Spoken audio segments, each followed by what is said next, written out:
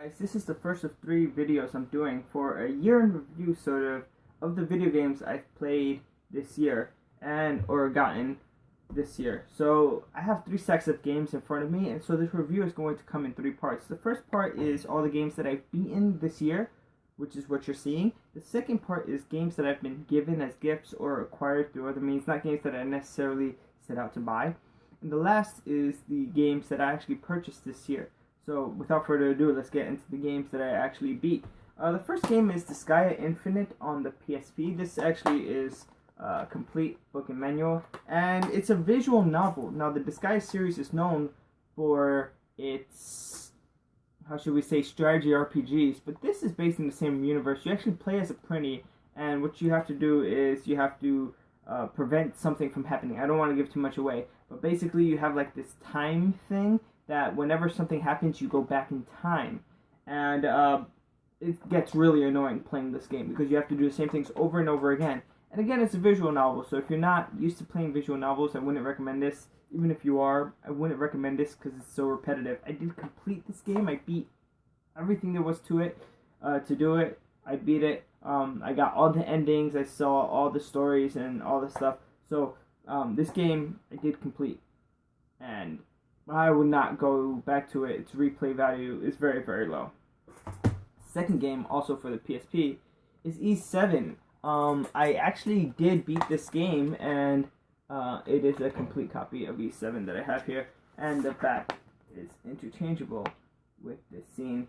This scene actually never happens in the game, the bathroom scene. This is just fan service. So, but yeah, it's actually a really fun action RPG, and if you're looking for an action RPG of the type like of Legend of Zelda or Secret of Mana, I really recommend this game. It's really fun to play. It's fun to go out, beat monsters, level up.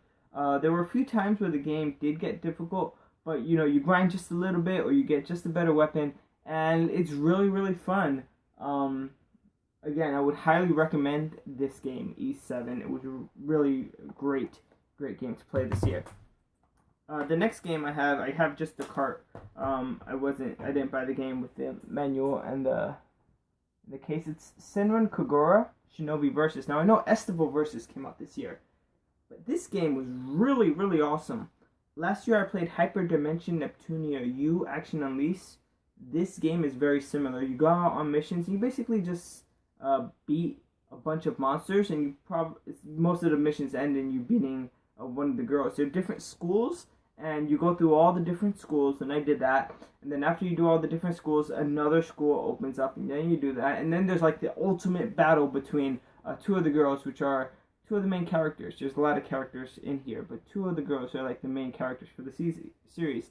If you like beat 'em ups, I highly recommend this. I don't know if you would call this a beat 'em up, but that's the type of game that it seems like it is. So yeah, and there's a lot of fan service in the game.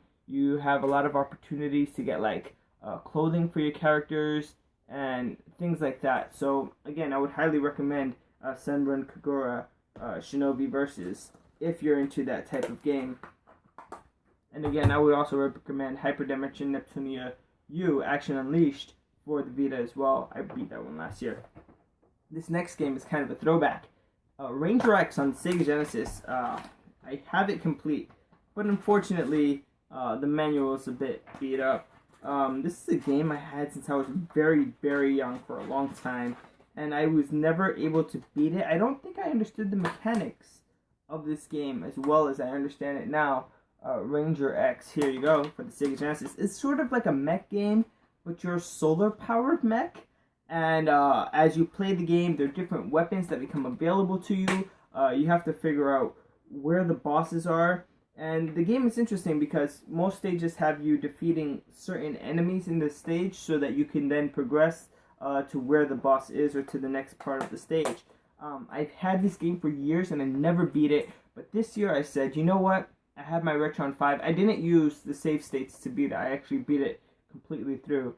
I usually play the game and I use the save states to familiarize myself with the levels, and then when I'm really, really good at playing a level, I'll start from the beginning and beat that that level, and then try to do the next one and see if I can beat the entire game. This game was awesome. If you have a Sega Genesis, if you want to emulate it, there's hundreds of ways to emulate games now. Even things like the Wii and the PSP, you can emulate things on them, and the Vita as well. Ranger X for the Sega Genesis, highly, highly recommended. A mech game that's not really talked about too much. I think the company that created this game didn't create a lot of other games. This wasn't just Sega who made this game. I'm not going to go into that in too much detail. I just recommend this game. It's awesome. Very good action mech game. The next game I beat actually is another video game. It's Persona 4 Golden. Now, I actually played this game with my girlfriend Donna on the PlayStation TV. So I played on the big screen, and this game doesn't have a manual, but games nowadays rarely do. And we played this game, and I tried so hard to get all the personas and to level up all the personas to the point where they had all of their abilities that they could learn. So difficult, and to get all the links, the social links, I was not successful in doing that. While I did beat the game, while I did see a ending, I didn't beat the game in terms of completing it fully. I know there's a new game plus, but there's just so many games in my backlog. I really want to go back to this. I feel like the replayability of this game is very, very high, especially since all the personal characteristics carry over to the next save. So that saves a lot of time when you're playing this game for the second time. But fortunately, I don't have the time to replay this game. Hopefully, somewhere down the line, I will. Highly, highly recommended. Whatever form you can play Persona 4, whether it's this or on the PS2. I also have it on the PS2. I highly recommend playing it. Another game I played with Donna was this, Legend of Mana, on the PlayStation 1. In this game, we actually did all of the missions except for one that we couldn't do because of the way I placed the artifacts on the world. But other than that, we did all the other missions. This game is very, very beautiful. I loved the Mana series ever since Secret of Mana way back in the day. And this was the next game to be released in the US after Secret of Mana. There was a Secret of Mana 2 that was released only in Japan. But this game, everything is hand-drawn, and everything is just so beautiful. I do have a few things that I didn't like about it. The crafting system, where you sort of make weapons and you put items into weapons to make them stronger. That was very complex and complicated. There's a manual online on GameFAQs that really helped me out and helped me make a really good weapon towards the end, right before I beat the final boss. Do you have to make weapons and do like the welding and stuff like that? No, you don't have to. You could probably beat the boss with whatever your strongest weapon is in the game that you've acquired. But I really do recommend getting this game and playing it through. There's also a golem system and a pet system. I liked the pet system. I had a save with Final Fantasy VIII, so that helped me get a chocobo in this game. But yeah, Legend of Mana. If you like action RPGs and you like something nostalgic, you like something with hand-drawn animations and graphics, they put a lot of thought into this game. The storyline, you won't really play it for the story. This game is really lighthearted, but it is so good. This game is so good. The last game I beat this year, I actually beat it recently. It's Onichamara Z2 Chaos. And this game is for the PS4. It's the only PS4 game I have here that I actually beat this year. The game I have comes with an art book. It's actually like a character models and hand-drawn stuff. It actually comes with the music collection, so a soundtrack, and it comes with the game, which actually comes with a manual. Thank you for that. Love it when the games come with a manual. And there's actually a code to access downloadable content for the game, but it wasn't the full downloadable content. It was just one or two things. I just wanted to point this out. This is really funny because the censorship with the hull is really hilarious. Although if you probably shouldn't have done that. Although if you stick your finger in it, it looks really lewd. But anyway, this game is really fun. It's an action sort of beat 'em up game, and the bosses are just so fun to go and defeat. You go through the different levels. There's not a lot of platforming. There's not a lot of making jumps or climbing things in the game. It's really just going to defeat one enemy, and then the next enemy, then the next enemy, then the next enemy. And there isn't much to do in terms of progression, like leveling up. There are a lot of things to buy in this game.